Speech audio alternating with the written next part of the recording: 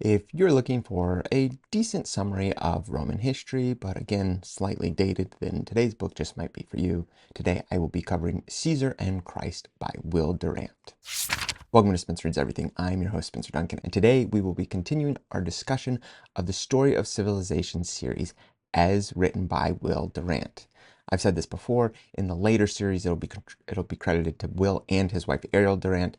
I'm sure she was playing some of a role early on, but it's not until about halfway through the series that they both get credit. So covering each of these books can be a little bit of a challenge for a few reasons. Most of my complaints are going to be the same from beginning to end about the fact that they're slightly dated, but that also means that many of the things I like about it are going to be the same from beginning to end.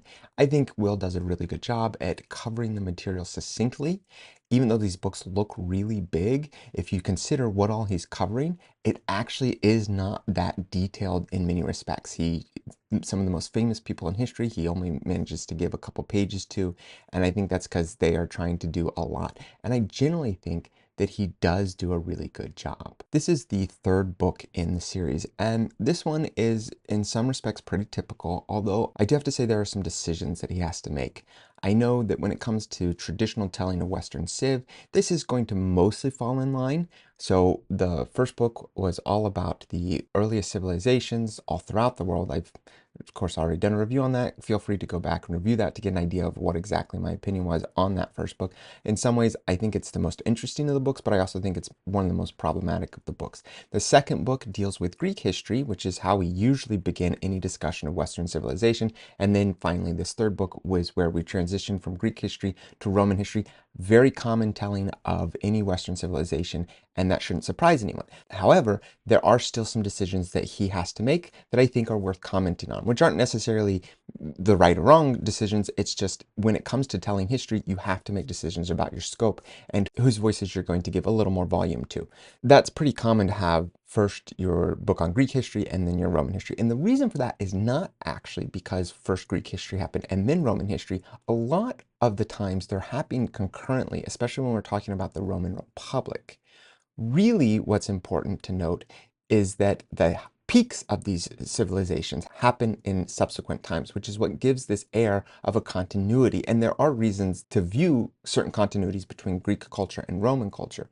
However, that also can be oversimplified, and it's going to be one of the biggest things that you need to reckon with if you're going to have an expansive history of all of Europe clear through the Middle Ages. And we'll talk about that even a little bit in this book as we look at the split between the Western and the Eastern Roman empires. So looking at the table of contents, he chooses to begin his discussion with the Etruscans, which is a common way of looking at Roman history because this is one of the origin stories. We do know that the Etruscans were real people. However, we don't know a lot about them because we've never been able to decipher their language. And I think that's part of the reason why he only gives about 14 pages total to discussing the Etruscans. It is worth noting that a lot of the earliest characteristics of the Romans come from the Etruscans, but since we don't know much more about them, it's hard to say exactly how important they are in Roman history, especially since a lot of the early Roman myths tend to negatively portray the Etruscans, but there's a chance that they were a little more syncretic, especially considering how much culture and religion they seem to have gotten from the Etruscans. But this is going to be one of those things that historians are going to continue to debate for ever, I suppose. And then they move on from there, and he starts with the traditional timeline of any Roman Republic, looking at roughly 500 BCE being the starting mark. And so the beginning of the book deals with this concept of creating a Roman Republic and watching it slowly grow as it continues to take in more and more pieces of Italy and finally conquers essentially all of Italy. And all that's going to happen within the first 30 pages of the book.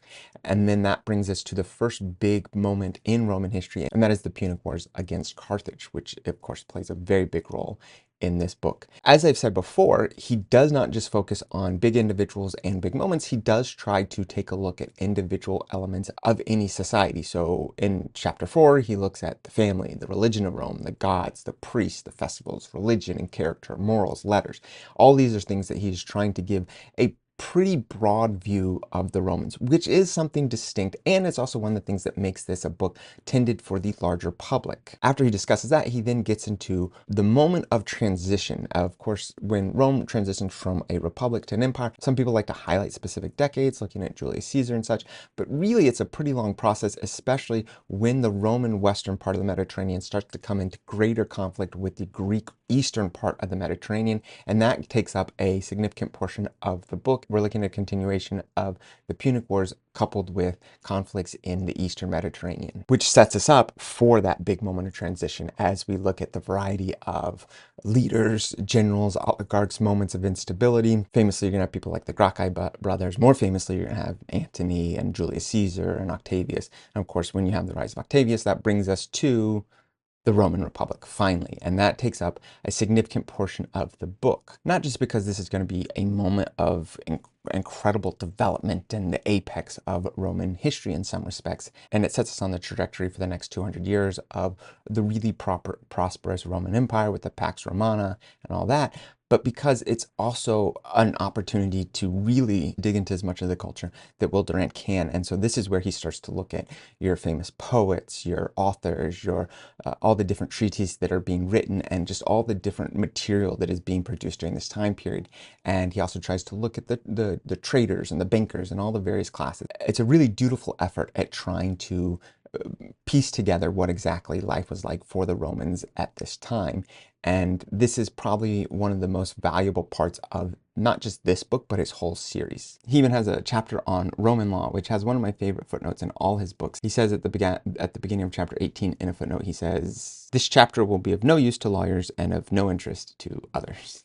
I've always loved that footnote, and it's always stuck with me. Obviously, he's going to continue on this trajectory. He's going to cover the Pax Romana. He's going to cover all the major leaders and emperors of the Roman Empire, especially the more scandalous ones like Nero and Caligula. He's going to move on to the 5 good emperors, looking at Hadrian and Marcus Aurelius, and he does a pretty typical investigation of the Roman Empire from that point on. However, what I will say is this moment of not just transition from an empire is looking at the introduction of Christianity, because as the title suggests, the introduction of Christianity is an incredibly important part, not just for the development of the Roman Empire. I think a lot of people associate the rise of Christianity with the end of the Roman Empire because that's part of the transition, but really it's there from the beginning of the actual empire, and it's going to play an important part of the empire long before we see a transition from a pagan Roman Empire into the new Christian empires that we will discuss in the subsequent books. And it's really important because it helps set up for those subsequent books. And so he makes this a real focal point. He by no means says, oh, this was just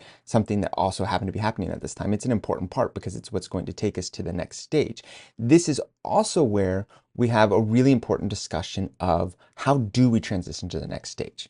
Because it's really easy to tell the story of Rome when we're focusing on a single narrative, and that's what you're doing here when you're looking at the emperors and you're looking at the culture of essentially the city of Rome, and then you can also try to apply that, culturally speaking, to other parts of the empire. That is one of the great advantages of studying Rome, is the continuity across the empire. That does by no means suggest that it was homogenous. There's definitely going to be some variety from one end of the Mediterranean to the other, but it is also an opportunity to look at the connections that the Roman Empire created and how we see that playing throughout the whole Mediterranean basin. And so this brings us to the end of the book with a focus on the transition and the rise of Christianity and the culture that comes with it. What we don't see then is him considering the continuation of the Roman Empire through the Eastern Roman Empire. That does not seem to be his approach to considering Roman history. He thinks that it pretty solidly ends in 476. At least that's the token year that we usually give for the end of the Roman Empire, and that is what he seems to settle on. But he does get into more detail with that in the next book, and we will discuss that in more detail. For the most part, I think this book is a pretty good, succinct history of Roman history. I do think that he makes some pretty important decisions, especially there at the end, about how to transition from this stage of Roman history to the next stage of larger European history. And I don't fully agree with all of them, but I do think that it fits pretty easily into the public's sense of when the Roman Empire ended and Rome being sacked and stuff like that. I don't think he fully wades into some of the biggest arguments that but I think he tends to tack them onto the next book, which I don't want to say misleading, but definitely a choice in terms of how you recognize late antiquity and that transitional period. But this is all part of telling history. It's all about making choices about what we include and how we perceive how things happened. Who would I recommend this book for? Well, a great thing about this series is you do not have to read all the books. So if you think that this is the type of history you're interested in, like I said, he writes in a way that is very easy to digest. He does break things up pretty easily. So you not only could read this book as a standalone, you could read individual chapters and I think get a pretty good idea of what he's trying to teach you, because that's his style of writing. It is surprisingly a flowery way of writing at times. If you are trying to improve your vocabulary, he has plenty of new words for you, but he also has a way of writing in such a succinct manner about really important people and events. And I think that's one of the best things about this book. And I do think that it is not just written for the public, but it is written for a slightly higher educated public. And so I would encourage anyone that is looking for a book of that nature. One of the advantages of it being such an old book, it's now almost 80 years old, it came out in 1944, is that means it's also had a lot of time to be in the public knowledge. There are a lot of history buffs that if you mention Will Durant, they are going to recognize that name in a way that they may not recognize the most current academic scholars on any topic. And so there is a certain larger social credibility to quoting someone like Will Durant. So I would recommend it for anyone that thinks that they'd find that interesting. I wouldn't recommend it for anyone that's not a history buff. I wouldn't recommend it if you're starting out reading a history of Rome. I wouldn't recommend this for anyone that this is their first book.